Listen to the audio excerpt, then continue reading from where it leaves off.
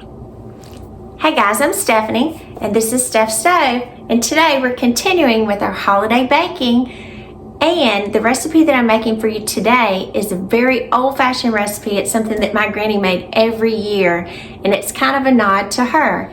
It is an icebox fruitcake. So I know many of you have lots of mixed emotions when it comes to fruitcake, but there's still lots of us that like it. So stay tuned and let me show you how to make this icebox fruitcake that you don't have to bake. Here we go. Alrighty, to get started with our icebox fruitcake, one thing that we need is one entire box of graham crackers, and these that I have are just great value honey graham crackers. There are 3 sleeves in here, 3 little packages, and so you are going to use all 3 packages for this. And what we're going to do, we're going to take them out of the package. I'm going to place these in my little mini food processor here, and we are going to kind of crumble them up as fine as we can get them. So let's take them out. And I'm just going to break them and start putting them in here. It's going to be a little loud.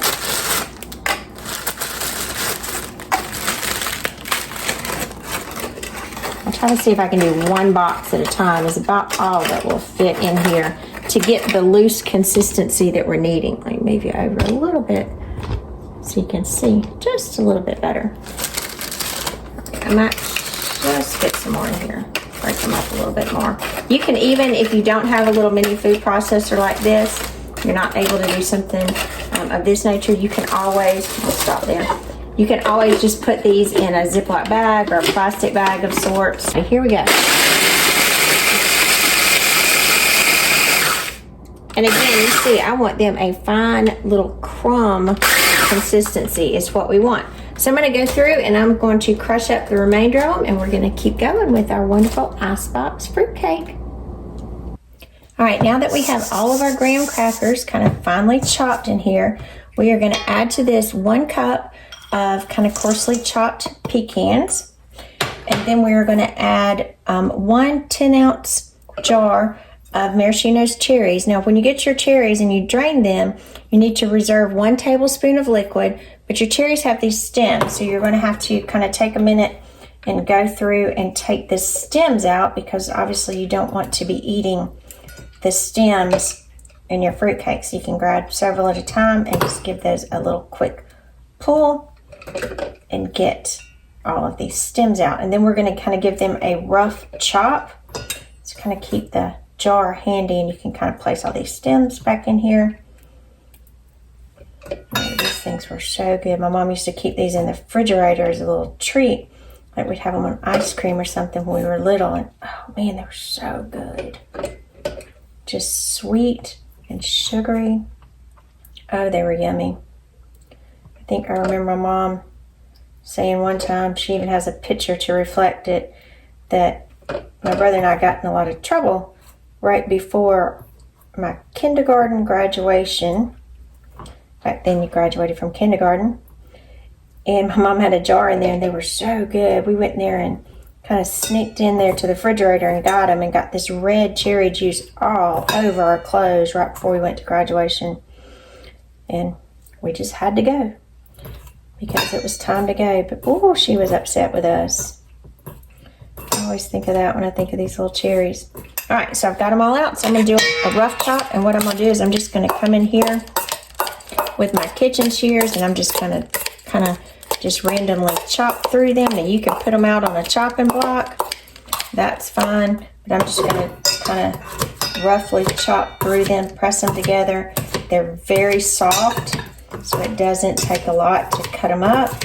If you liked the dried fruit, you'll see for regular fruit cakes, the colored fruit that's dried, you can definitely use that, but you'll need to add back some liquid, because like I said, we have a tablespoon of this cherry juice that we're going to add in. It's also going to give us some sweetness and some liquid to add in here. So I've got these almost chopped. And again, there's no exact size that you can do them. You just don't want them whole. You want little pieces of these cherries all the way through. Now, if you like the dried pineapple, or I think there's some green fruits that you can have, or the multicolored little fruitcake dried fruit packet that you see at the grocery store, you can get those and use those as well. But this calls just for the dried cherries. So I'll put those over the side, and this will get real pretty real quick. And then I have 1 tablespoon of the maraschino cherry juice that's reserved.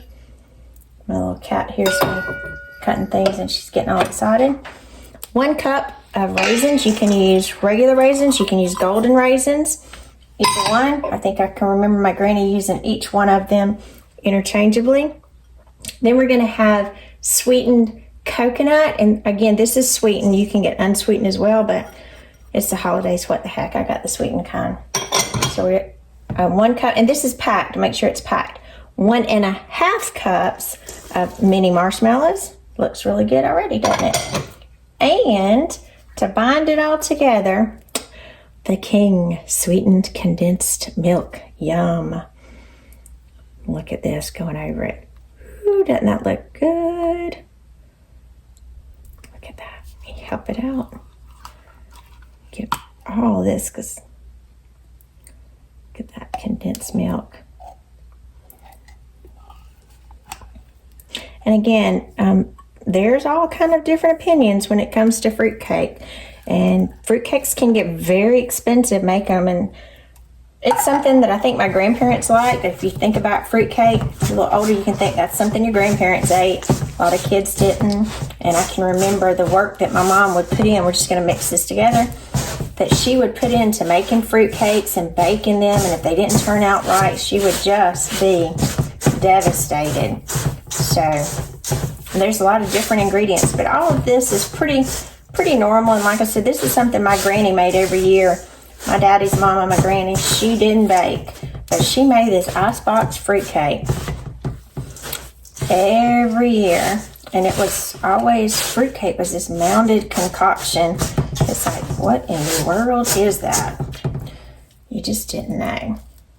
All right, so mix that as best as I could with my spatula. And now I'm going to go in with my hands. And I'm going to just mash this and get it all together. And you're going to just mash and put it all in here together. Making sure that that condensed milk solidifies with all of the graham crackers. Everything is moistened and together. I'm going to keep working until we get all this. But yeah, this is just something I don't know why. Like I said, my granny had that every year, that icebox fruitcake. We saw it in there, and us kids were like, what is it?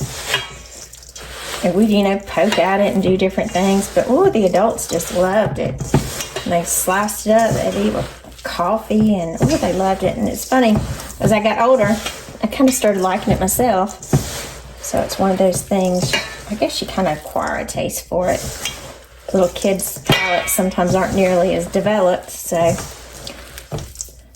And all of these flavors come together as we're older, and we start to appreciate them more. And like I said, this is just kind of, if you think of a southern fruitcake, you would hear this icebox fruitcake. And a lot of families that weren't very wealthy in the South, like my daddy's family was not a very wealthy family at all. They were actually very poor. And this is just their way of bringing things together to make a nice little Christmas dessert. Granny worked all of her life, and she didn't always have a lot of time for extra baking and stuff.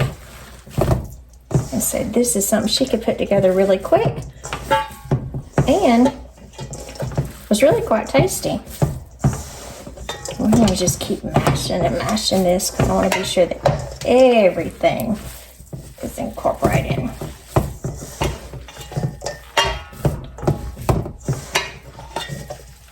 And you can see those marshmallows are almost, believe it or not, starting to disappear. Got to put a little effort into working it together too.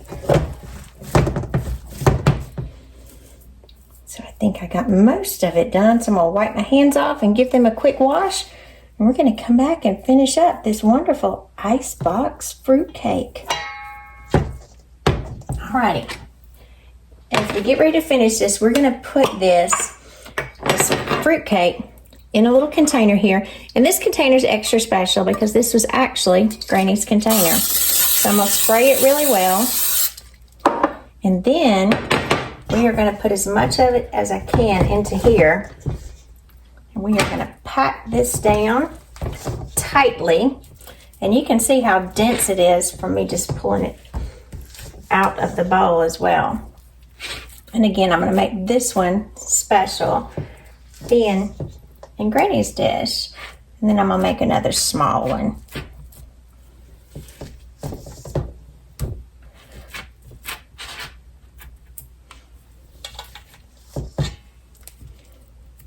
Alright. And we want this as firmly packed as possible. So I've got just a piece of plastic wrap here, and I'm just placing it over it. Oh, excuse me. Keep lifting the container. And I'm going to press this down because you don't want it loosely in here. You need to pack this down tight. And you can see the effort that I'm pushing it because it's actually coming up. This has to be very tight.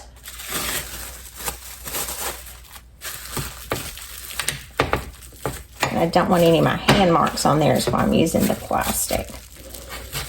And again, when you think it won't pack anymore, that's when it's fully packed. All right, and I'm gonna leave the plastic on there. And we are going to place this in the refrigerator. And this is gonna stay in the refrigerator, and you can see I'll smooth the plastic out.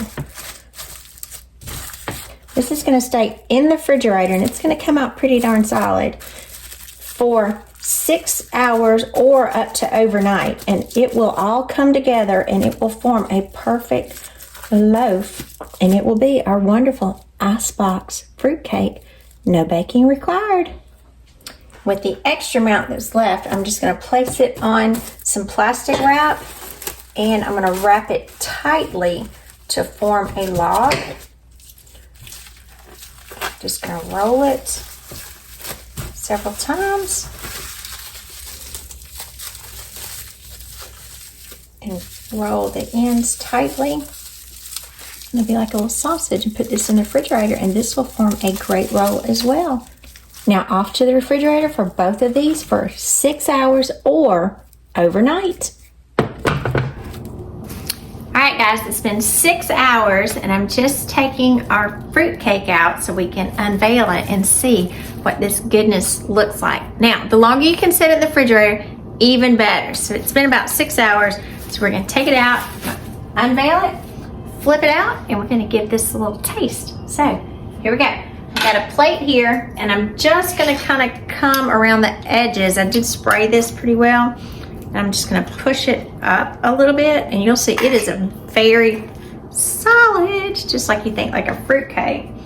So, in keeping with the fashion like I've done this prior, this green plate was also Granny's plate. So this is a nod to Granny here.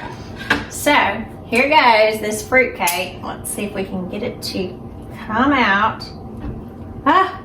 Just like that wonderful little loaf. And see, it is perfectly solid here. So we're gonna cut into it. And again, after you do this, you'll always keep it in the refrigerator.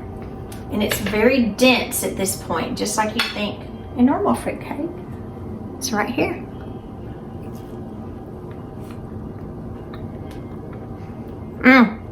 That's just like I remembered at Granny's house.